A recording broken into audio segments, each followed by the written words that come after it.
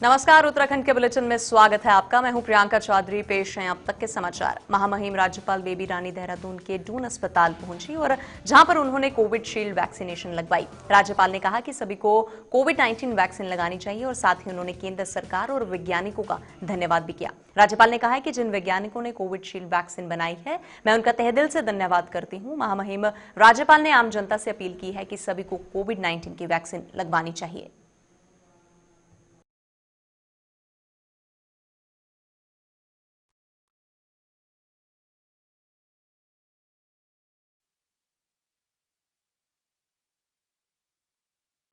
देखिए, सबसे पहले तो मैं उन वैज्ञानिकों को धन्यवाद देना चाहती हूँ जिन्होंने जीवन रक्षक ये वैक्सीन बना के कोरोना के कारण जो असमय मृत्यु हो रही थी उसको रोका। और मैं ये कहना चाहूँगी कि आज मेरी पहली डोज लगी है और अच्छा लग रहा है, मुझे कोई परेशानी नहीं है। इसके साथ मैं ये भी कहना चाहूँगी कि जिसकी बारी आए उसको अपने नंबर से ये ज़रूर जो हमारी वैक्सीन लग रही है एंटी कोविड, इसको लगवाना चाहिए क्योंकि ये हमें जीवन देने वाली है। किसी तरह की घबराहट परेशानी की इसमें आवश्यकता नहीं है।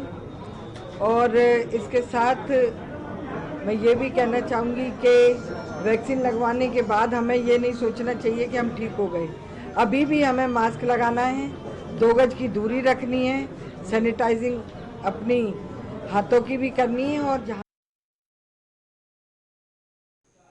संविदा कर्मियों के लिए एक अच्छी खबर है। सरकार ने कोरोना संक्रमण के बढ़ते मामलों को देखते हुए संविदा कर्मचारियों की संविदा को 3 महीने के लिए बढ़ा दिया है, जिससे कि संविदा कर्मचारियों की खुशी की लहर दौड़ चुकी है। आपको ये भी बताते चले कि संविदा कर्मचारियों की संविदा 28 फरवरी को समाप्त हो गई थी, जिसके बाद संविदा कर्मियों ने दून अस्पताल में धरना प्रदर्शन भी किया था। सरकार के आदेश के बाद संविदा कर्मियों ने अस्पताल में काम करना शुरू कर दिया है।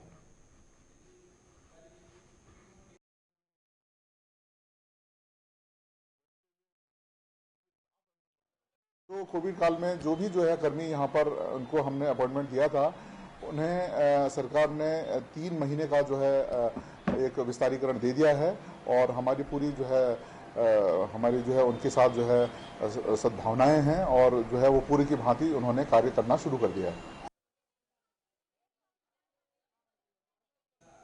नैनीताल उधम सिंह नगर के सांसद अजय भट्ट ने जसपुर क्षेत्र के ग्राम गडीने गीम का दौरा किया। इस दौरान भाजपा कार्यकर्ताओं ने उनका शानदार स्वागत भी किया और पार्टी कार्यकर्ताओं ने गांव व क्षेत्र के लोगों को पेश आ रही समस्या से सांसद को अवगत भी करवाया। इस दौरान सांसद से संबंधित समस्याओं के निदान के लिए अधिकारी को दिशा निर्देश भी दिए गए और बैठक के बाद आज मीडिया को संबोधित करते हुए उन्होंने कहा कि कोरोना काल में सड़कें, पेयजल जैसे जो विकास कार्य रुके हुए थे वे अब गति पकड़ रहे हैं।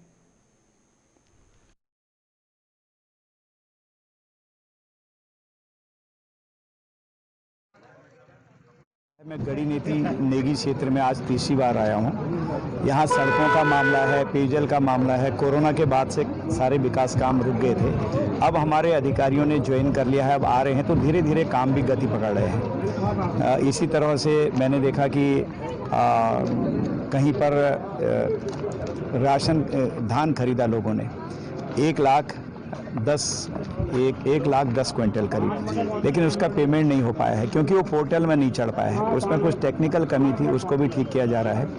AR वगैरह सारे जो वहाँ के अपने विभागीय लोग थे वो भी आए थे, सभी अधिकारी भी बुलाए थे ताकि क्षेत्र पर जाकर वहीं पर समस्याओं का समाधान किया जा सके। इस नाते से ये मेरा क्षेत्र भ्रमण चल रहा है। सर, आज आपने ट्रैक्टर दिया है, किस समूह के अंतर्गत ये ट्रैक्टर दिया? ये हमारी माताओं बहनों ने जो समूह बनाए हैं और वो अच्छा काम कर रही हैं, तो इसलिए उनको यहाँ पर लगभग 80% के रिबेट पर ये ट्रैक्टर मिला है, जिससे अपना काम तो करेंगे ही, साथ में उनके ट्रैक्टर से अन्य लोग भी किराए पर ले सकते हैं ताकि समूह की इनकम भी हो और एक अच्छा मैसेज भी जाए। जो काम गरीब आदमी नहीं कर पा रहे थे वो समूह के माध्यम से जल्दी संपन्न हो। कुंभ मेले को लेकर सरकार द्वारा जारी की गई SOP का विरोध अब तेज हो गया है। अचल अखाड़ा का पीठाधीश्वराचार्य महामंडलेश्वर राजगुरु स्वामी विश्वानंद सरस्वती के स्नाध्य में सभी अखाड़ों के महामंडलेश्वरों ने बैठक कर SOP में संशोधित भाग करने की भी मांग की है।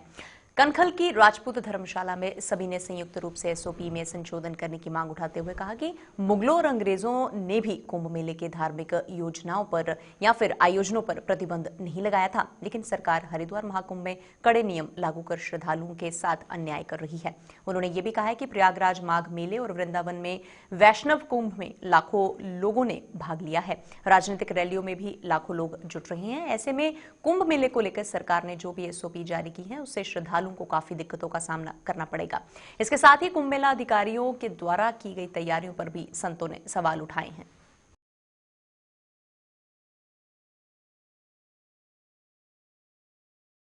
ना कि किसी एक का चेहरा देख के हर एक स्टेट का अलग बनते हैं। ठीक है, सेंटर ने कहा स्टेट को अपना देखना चाहिए किस प्रकार से इसे यूज करे।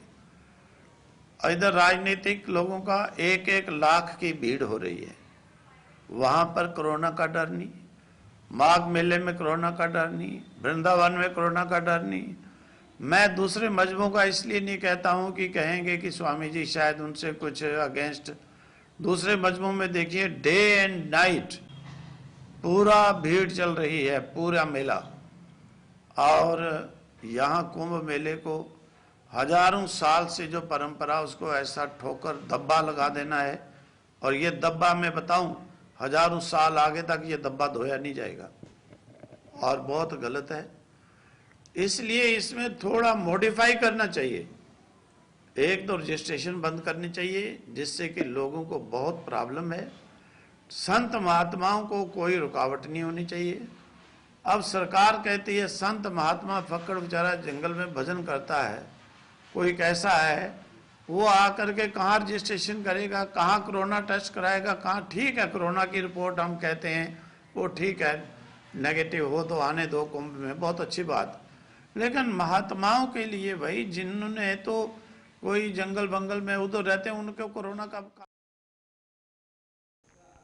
टोईवाला में भारतीय जनता पार्टी के कार्यकर्ताओं ने एक कार्यक्रम का आयोजन किया है जिसमें नवनियुक्त राज्य मंत्री अरुण सूद और नेपाल कश्यप का स्वागत भी किया गया। इस अवसर पर भाजपा के जिला उपाध्यक्ष विक्रम सिंह नेगी ने इसके लिए मुख्यमंत्री त्रिवेंद्र सिंह रावत सरकार का आभार भी जताया है और कार्यक्रम में राज्य मंत्री करण सिंह बोरा के साथ मुख्यमंत्री त्रिवेंद्र सिंह रावत के भाई वीरेंद्र सिंह रावत, ब्लॉक प्रमुख भगवान सिंह पोखरियाल सहित बड़ी संख्या में पार्टी कार्यकर्ताओं ने भाग लिया।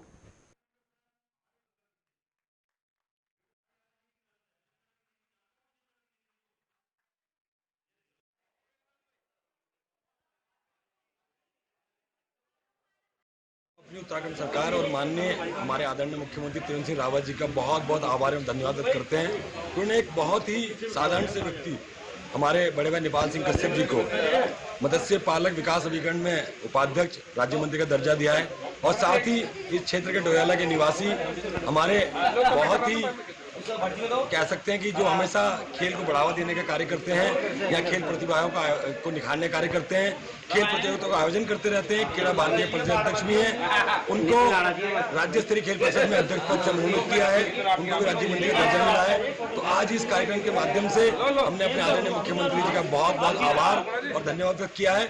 साथ ही हमारे मुख्यमंत्री जी की ये बड़े सोच का परिणाम है कि उन्होंने ऐसे क्षेत्र के व्यक्तियों को दायित्व दिया है जो अपने क्षेत्र में बहुत निपुण है, जिनकी कार्यशैली उसी क्षेत्र की है। जैसे कि यदि आप डून मेडिकल कॉलेज अस्पताल आ रहे हैं तो अब आपको डॉक्टरों के लिए दर दर नहीं भटकना पड़ेगा। दरअसल डून मेडिकल कॉलेज के प्रिंसिपल आशुतोष सियाना ने एक और पीआरओ बनाया है, यानी कि डून मेडिकल कॉलेज में आने वाले मरीजों को हो रही दिक्कतों को लेकर दो मेडिकल कॉलेज ने ये फैसला लिया है और उन्होंने ये भी कहा है कि अस्पताल में आने वाले मरीजों को अब दिक्कतों से दो चार नहीं होना पड़ेगा।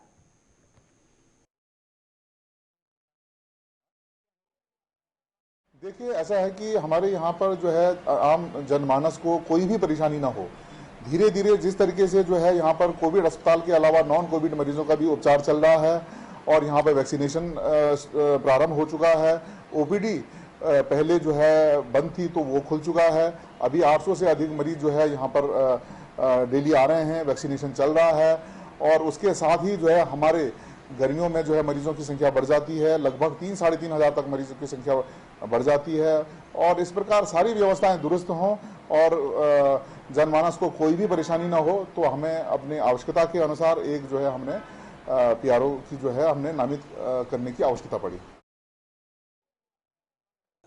पुरानी पेंशन को बहाल किए जाने की मांग जो है वो लगातार तूल पकड़ती नजर आ रही है। पुरानी पेंशन बहाली संयुक्त मोर्चा के जिला संयोजक विवेक सैनी ने अगुवाई में लक्सर में आयोजित मोर्चा की एक बैठक का जिला अध्यक्ष नवीन सैनी ने कहा कि पेंशन प्रत्येक सरकारी कर्मचारी का बुनियादी हक होता है, लेकिन सरकार ने पेंशन बंद कर ऐसे तमाम कर्मचारियों के हितों पर कठोरताघात किया है, जिसे किसी भी सूरत में बर्दाश्त नहीं किया जाएगा।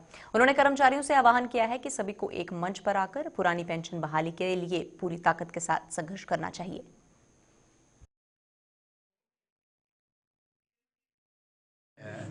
कि एक पुरानी पेंशन बहाली आंदोलन चल रहा है जो पूरे देश में इस समय गतिमान है, तो उसी के दृष्टिगत जो है लक्सर और ब्लॉक जो कार्यकारिणी है हमारी, इनको दायित्व दे गए हैं जिससे इस आंदोलन को और अधिक बल मिले। और अभी इसका गठन पूर्ण रूप से नहीं हो पाया, इसका विस्तार भी होगा क्योंकि अभी हमारे कुछ साथी जिनको सूचना नहीं मिली थी, जैसे जैसे हमें सुझाव आएंगे तो हम इसका विस्तार भी करेंगे। हमारी ये बैठक हुई है वो पुरानी पेंशन बहाल करने के संबंध में है, और यहाँ पर हमारी जो खानपुर ब्लॉक की कार्यकारिणी है और जो लक्सर ब्लॉक की कार्यकारिणी है उसका गठन भी हुआ है। मैं आपके माध्यम से सरकार से ये आग्रह करूँगा, क्योंकि हम लोग 24 घंटे जब भी सरकार कहती है, कोरोना में हो या अन्य कोई भी हमें काम दिया जाता है, पूरी ईमानदारी से करते हैं। जिस प्रकार से जनप्रतिनिधियों की पेंशन आज तक लागू है, तो हमारी पेंशन खत्म क्यों की गई, उसे पूरा दोबारा बहाल किया जाए और हमारे साथ न्याय किया जाए। धन्यवाद।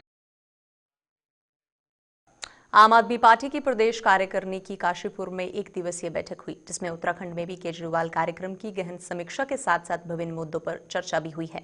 और इस बैठक के बाद आम आदमी पार्टी के उत्तराखंड प्रभारी दिनेश मोहनिया ने मीडिया को पार्टी के भविष्य के कार्यक्रम के बारे में भी जानकारी दी।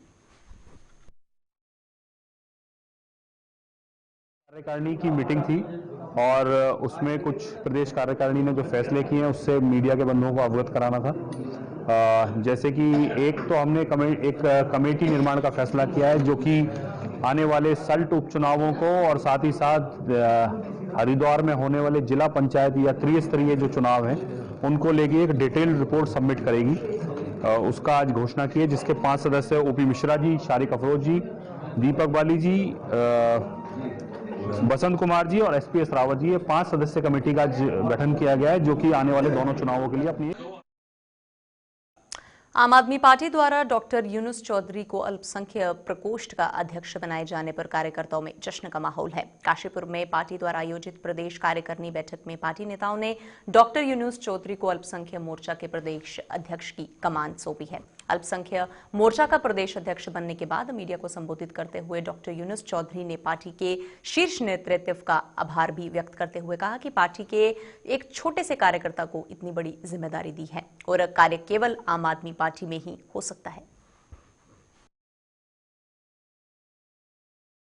अपने शीर्ष नेतृत्व का पहले तो आभार प्रकट करना चाहता हूं, अपने माननीय हमारे मुखिया श्री अरविंद केजरीवाल जी का और प्रदेश प्रभारी श्री दिनेश मोहनिया जी का, हमारे प्रदेश के उपाध्यक्ष श्री दीपक बाली जी का, हमारे भाई शारिक अफरोज साहब का, इन सब का मैं जो हमारे पार्टी के शीर्ष नेतृत्व पे मैं उनका आभार प्रकट करता हूं। पहले तो कि मेरे से छोटे से कार्यकर्ता को उन्होंने इतनी बड़ी जिम्मेदारी दी और मैं जो भी मुझे जिम्मेदारी मिली है मैं अपना तन मन धन से पार्टी के लिए काम करूंगा। सर कयास लगाया जा रहा है। डोईवाला तहसील अंतर्गत लाथड़पड़ में बिरला यामा कंपनी में सैकड़ों कर्मचारियों ने अपनी मांगों को लेकर डोईवाला तहसील के बाहर प्रदर्शन किया और अपनी मांगों का ज्ञापन तहसीलदार डोईवाला रेखा आर्य को सौंपा भी है। प्रदर्शन कर रहे कर्मचारियों का आरोप था कि 6 वर्ष पहले सील हुई कंपनी थी और उस समय 300 कर्मचारियों का वेतन भी लंबित था, जो आज तक उन्हें नहीं मिला है। यही नहीं, इन लोगों का ये भी आरोप था कि प्रशासन की मिलीभगत से कंपनी का लगभग 63 करोड़ का सामान भी चोरी हो गया है। इन लोगों ने सरकार से उनके बकाया वेतन के भुगतान के साथ साथ कंपनी का चोरी हुआ सामान भी खुलासा करने की मांग की है। ये पूरी जिम्मेवारी प्रशासन की है।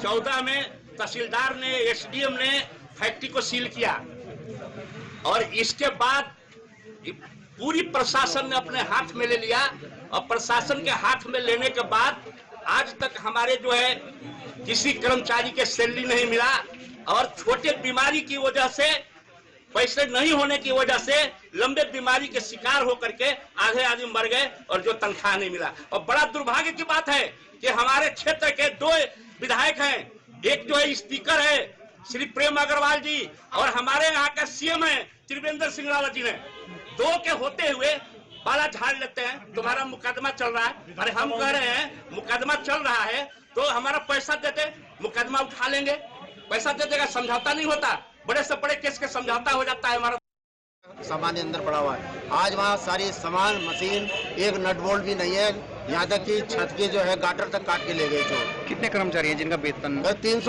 302 लोग हैं जी। तो आप क्या करिए, कंपनी की तरफ कोई आपको? नहीं, अभी तो ऐसा है कि डीआरटी कोर्ट ने इसको नीलामी होनी है। अच्छा, अब सामान तो चोरी हो गया सारा, अब इतनी बड़ी चोरी बिना मिली भगत के तो हो नहीं सकती, चाहे मैनेजमेंट हो चाहे कोई भी। कितने सालों से आप परेशान हैं तनख्वाह के लिए, वेतन के लिए? ये तो सर हमको जो है 6 साल पूरे हो गए। अच्छा, 7वां साल है। तो अब आपकी अगर मांग नहीं मान, हमारी डिमांड ये है कि एक तो चोरों को पकड़ा जाए, हाँ। जिनको इन्होंने चोरी का सामान बेचा वो पकड़े जाएं और उनसे रिकवरी हो ताकि कर्मचारियों को देनदारी दी जा सके। आपका नाम? अजय गोस्वामी। जो है पूर्व कर्मचारी थे जो कि अपने एक ज्ञापन इन्होंने सौंपा है जिसके संबंध में ये कह रहे हैं कि वहाँ चोरी हुई है जो कंपनी का सामान। तो इसके संबंध में मैंने एसओ लाल तप्पड़ हैं जो इंचार्ज, उनसे बात की थी। मुझे द्वारा बताया गया कि अभी इन्होंने जब इस चोरी का प्रकाशन हुआ है, प्रकाश में आई है, तो उन्होंने 4 जो है चोर भी पकड़ के उनको उन्होंने मुकदमा दर्ज करके वो जेल में। अब चूंकि ये कह रहे हैं तो इसमें मैं अभी इसको मैं देख रही हूँ कि इसमें और क्या अधिक कार्रवाई हो सकती है। देहरादून के अनारवाला और गुच्चू पानी में अव्यवस्थाओं को लेकर जोहड़ी गांव के लोग देहरादून के डीएम कार्यालय पहुंचे, जहां उन्होंने सीडीओ के माध्यम से डीएम को ज्ञापन सौंपा। और आपको ये भी बताते चले कि अनारवाला में शराब की दुकान को हटाने की मांग को लेकर जोहड़ी गांव में लोग पिछले साल से विरोध कर रहे हैं, जिसे लेकर जोहड़ी गांव के लोगों को समाज सेवी मनीष गोनिया के साथ डीएम कार्यालय भी पहुंचे और ज्ञापन देने के बाद ये भी कहा कि यदि प्रशासन ने ध्यान नहीं दिया तो वह उग्र आंदोलन करने को मजबूर हो जाएंगे। यूजी को मैडम को जो हमने ज्ञापन सौंपा है उसमें हमारी मांगे हैं। पहले तो शराब का ठेका जो अनारवाला भूतपूर्व सैनिकों का एरिया है, उसी जगह में अनारवाल में शराब का ठेका खोला गया है और उसी के 100 किलोमीटर दूरी दायरे में एक भद्रकाली मंदिर है और उसी के 100 किलोमीटर दायरे में एक स्कूल है और वहीं बस स्टैंड है और नीचे उसके पटस्थल हमारा वो है। तो उसमें भाऊ बेटे को काफी दिक्कतों का सामना करना पड़ रहा है। विधायक गणेश जोशी जी ने, जब ये पुराने टाइम में धरना चल रहा था, तो विधायक गणेश जोशी ने इसमें लोगों को आश्वासन देकर धरना रुकवा दिया था और दूसरे दिन वो काठमांडू चले गए। काठमांडू जाने के बाद उसमें ठेका खुल गया है और लोगों को बड़ी दिक्कत का सामना पड़ रहा है। दूसरा मेरा पैटर्न सतल है, पैटर्न सतल में 61 लाख रुपए साल का सालाना जा रहा है, उसमें टैक्स लगाकर 71 लाख रुपए पहुंच रहा है। उसमें वहां पर गंदगी इतनी है कि टूरिस्ट एक बार आए तो दोबारा ना जाए। जैसे जैसे गर्मी का सीजन शुरू होता है वैसे ही वन विभाग के सामने चुनौतियों का पहाड़ खड़ा हो जाता है। वन विभाग द्वारा वनों को आग से बचाने के लिए रणनीति बनाई जाती है। थानों रेंज अंतर्गत भी फायर सीजन शुरू होते ही वन विभाग सतर्क और अलर्ट नजर आ रहा है, जिसकी रेंज कार्यालय द्वारा तैयारियां शुरू भी कर दी गई हैं ताकि वह वन क्षेत्र और जानवरों को आग से महफूज रख सकें। थानों वन क्षेत्र के रेंजर LN डोभाल के दिशा निर्देश पर डिप्टी रेंजर गगनदीप सिंह द्वारा झाड़ियों का कटान और सड़कों के किनारों की सूखी पत्तियों को इकट्ठा करके जलाने का काम शुरू किया गया है, जो कि वनों को आग से सुरक्षित रखने की अहम कड़ी है। कटाई जा रही कि एक तो आग से बचाव होगा, दूसरे जंगली जानवर सवेरे बाग दिखाते हैं, क्रॉस होते हैं, तो उनसे सेफ्टी रहेगी हर आदमी की। लोगों से एक ही सावधानी बरतें, सड़क पर आते जाते जो है बीड़ी सिगरेट ना फेंकें और किसी भी दृष्टि से अगर आग की संभावना लगती है वो कार्य ना करें। वो उनको तुरंत जो है पुलिस विभाग, वन विभाग या तहसील में सूचित करना चाहिए। नियरेस्ट स्टेशन वन विभाग के जगह जगह नंबर लगे हुए हैं, कॉन्टैक्ट नंबर लिखे हुए हैं, हर जगह पर क्रू स्टेशन बने हुए हैं, वहाँ पर उनको संपर्क करना चाहिए वन विभाग को। बिल्कुल एकदम सब हाई अलर्ट पे हैं, जगह जगह जो है ये सफाई कार्य चल रहा है। आपका नाम? मेरा नाम गगनदीप है, मैं डिप्टी रेंजर हूँ, जोली अनुभाग में। हल्द्वानी भनभूलपुरा पुलिस में 2 आरोपियों को 29 पेटी अंग्रेजी शराब के साथ गिरफ्तार किया गया है और मार्च का महीना आते ही शराब तस्कर शराब की खपत और माल को एकत्रित करना शुरू कर देते हैं। क्योंकि मार्च के महीने में शराब के दामों में छूट होती है, पुलिस को सूचना मिली थी कि एक पिकअप के जरिए अवैध रूप से शराब की जा रही है, लेकिन मौके पर पहुंची पुलिस ने कार्रवाई करते हुए शराब की खेप को पकड़ने में कामयाबी हासिल की और पुलिस ने दोनों आरोपियों को गिरफ्तार कर जेल भेज दिया है। आज प्रातः लगभग 7:30 बजे मुखबिर ने सूचना दी थी कि एक टाटा सुमो कार है जिसमें अवैध शराब परिवहन की जा रही है। इस सूचना पर एक टीम गठित करके रवाना किया गया, जिसमें रेलवे बाजार से 2 अभियुक्तों को वाहन में शराब 29 पेटी के साथ गिरफ्तार किया गया। कितनी कीमत लगभग होगी?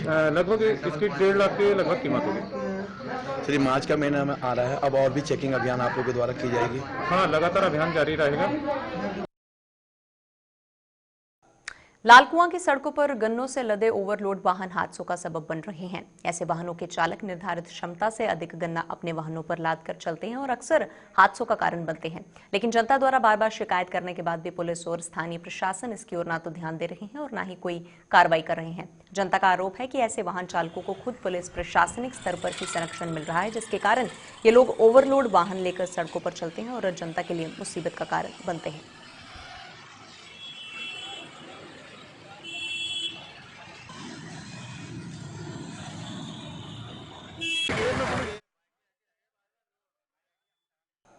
उत्तराखंड के बुलेटिन में फिलहाल इतना ही। आप बने रहिए हमारे साथ। नमस्कार।